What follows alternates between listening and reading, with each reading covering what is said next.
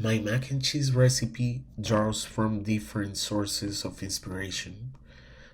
Some ideas come from my mom's kitchen, the place where I fell in love with food, and some others from High on the Hog, where I first learned about James Hemmings' contribution to a lot of the food we enjoy today. Let's take a look at the ingredients. We're gonna need thick cut bacon. I use Peter Luger's extra thick, but there are plenty of options to choose from at the supermarket. For this recipe, I came up with my own blend of cheeses. Smoked gouda that brings a lovely creamy sensation.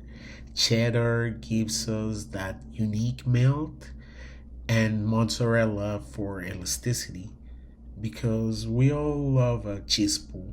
For the macaroni, I recommend a type of pasta with ridges. I like the way they absorb more of the flavors. And I wanted a bigger bite, so I grabbed this organic chiocciole from the supermarket, and it was perfect. For this recipe, we'll use leeks.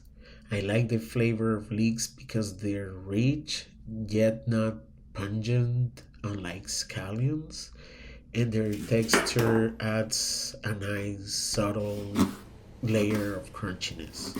We'll use onions and a whole garlic bulb. We also need heavy cream, milk, and butter, as well as some truffle oil.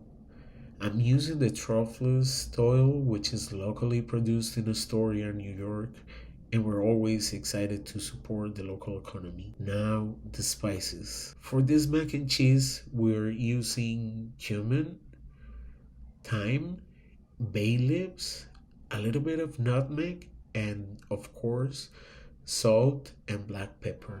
Let's get to work. The first thing I'm gonna do is throw the vegetables in the oven for 20 to 25 minutes at 350. This will release all the juices.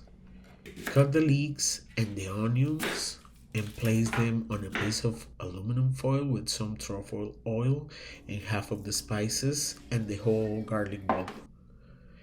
While the vegetables are in the oven, I'm going to cook the chiocciole the way my mom made the pasta for me as a child. Bring the mix of 2 parts salted water, 1 part milk to a boil. Add butter and throw the pasta to cook until it is al dente. This gorgeous resulting pasta will tempt you to eat it by itself. Just don't. You'll need it to finish this recipe. Place slices of bacon on a tray covered with parchment paper and bake at 350 degrees for about 30 minutes or until it looks crispy and vibrant, not toasted. While this is happening, we're going to chop the leeks, the onions, and the garlic. Remove the bacon from the oven and reserve the remaining grease. In a skillet, heat the bacon grease and saute the vegetables, adding the rest of the spices. Reserve 1 bay leaf. When the vegetables start to turn golden and translucent, add heavy cream, milk, and butter.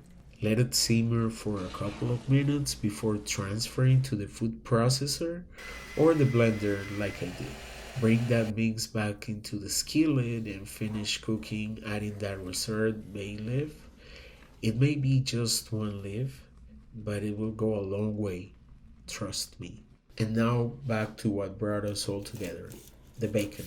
Cut the bacon in thick pieces and reserve.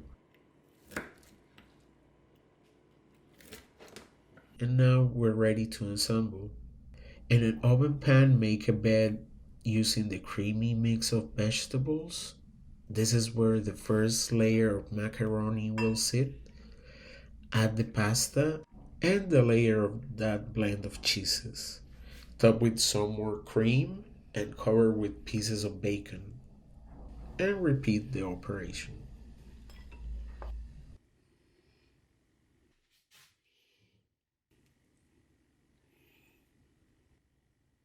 What you will end up with is a beautiful macaroni and cheese pie reminiscent of Hemmings' creation, crowned by a delicious layer bacon.